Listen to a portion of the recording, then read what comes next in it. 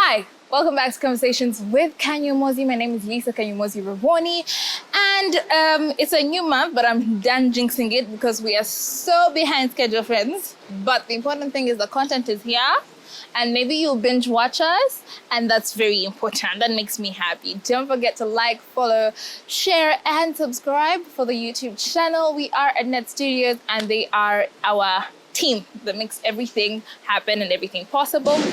So for today's Feminist Friday, I will be sharing a book that I have read, and a feminist book rather that I've read that I really, really did enjoy. It's Bad Feminist by Roxanne Gay. For a lot of us, we might feel that maybe we're not living up to the standards. But the thing with feminism is it's a continuous learning process, and you walk through everything. You unlearn things, you relearn, you deal with, some things challenge you, some things are deeply enrooted.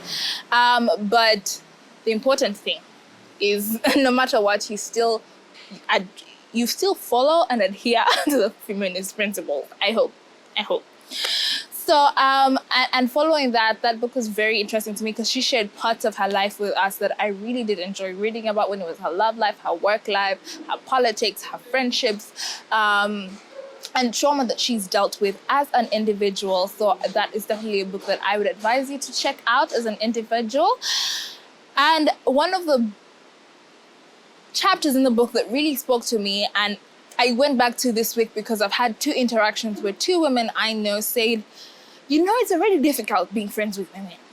And then I had another interaction with a woman, and she said, I find it difficult to be friends with women.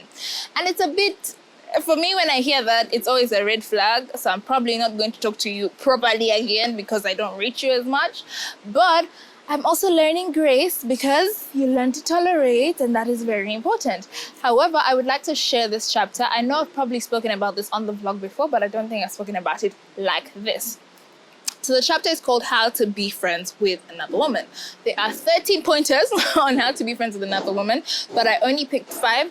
Maybe when you get the book, you can probably get a soft copy of it. I do not agree with that, but I know it's very hard to get feminist literature, especially in Uganda. Number 1 would be to abolish the myth that they are toxic. So sometimes, especially with the second person who made that communication, we have a myth or an understanding of how female friendships play out. So they're bitchy, they're toxic, we're fighting, we're gossiping, we're doing A, B, C, and D. So when you enter friendships with such a bias, it's probably going to pan out like that. But also, this does not mean, I'm not saying that they're not like this. I'm just saying, let's enter them with a mindset of, okay, fresh page, clear, understanding. Can we do that? Can we try to do that? The second one would be want nothing but the best for your friendship. Sometimes you're the problem. Sometimes you're the issue. Sometimes you're the toxic one. Do you want to check that out? Sometimes things are not going 101% in your life, but your other friend, things are topping it for her. So what is important for you is if you have comments, snide remarks, thoughts, anything of the sort, what about write them down, put them in a diary, speak to your therapist about it, and don't bring that negative energy. Just bring joy and celebration into her life.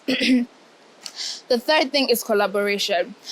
So I'm working with one of my friends right now, one of my very, very close friends, and I'm so, so thankful for it. But before I was speaking to another female friend who said, and I told her, I really want to bring my friend to start working with me because I know she has the talent and whatnot. And I can't forget her comment on, what if she outshines you? And for me, it was like okay, it's calm, it's cool, but I do understand that there's competition and there's jealousy. But in my heart of hearts, if someone is my friend, then they should be happy for my joy. I know the specific friend is amazing. And my constant reminder is if a blessing is yours, it's yours. If it's not, it's not. So whether she is in the space or not in the space, if it's her blessing, it's her blessing to receive. So when you choose to collaborate with your friends, yes, have that in mind, but also remember, if it wasn't your blessing, it was not your blessing. It wasn't going to happen in 10 years, whether or not you put your friend in that space. So wouldn't you rather put them in it? I don't know. For me, I would. Don't tear down. So this idea of criticism.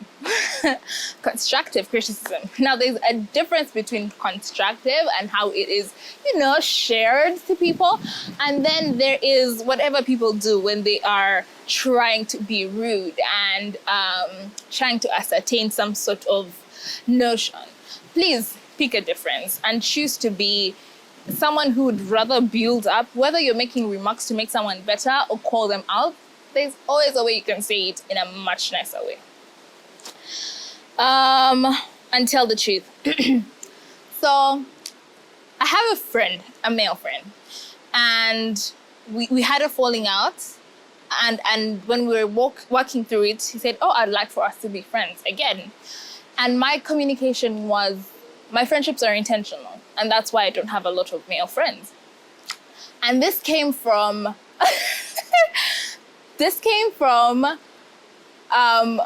a tweet that I also saw that said men can be friends with each other for 8 months and still not know each other's names because they keep calling themselves chief, boss, what's good, and they'll chill with each other every single day. So my thing is, a lot of people have an issue with female friendships because there's a lot of emotions entangled in it. What about being emotionally intelligent? What about being thankful for the fact that you guys can talk through your arguments, the fact that you guys can argue, not talk for 2 weeks, and then be good because you've dealt with the issues that are underlying? What about the time and the investing? One of my friends is a writer. Sometimes she writes, is her blog, and she spoke about the business of friendship. The business of friendship needs time, it needs energy, it even needs money.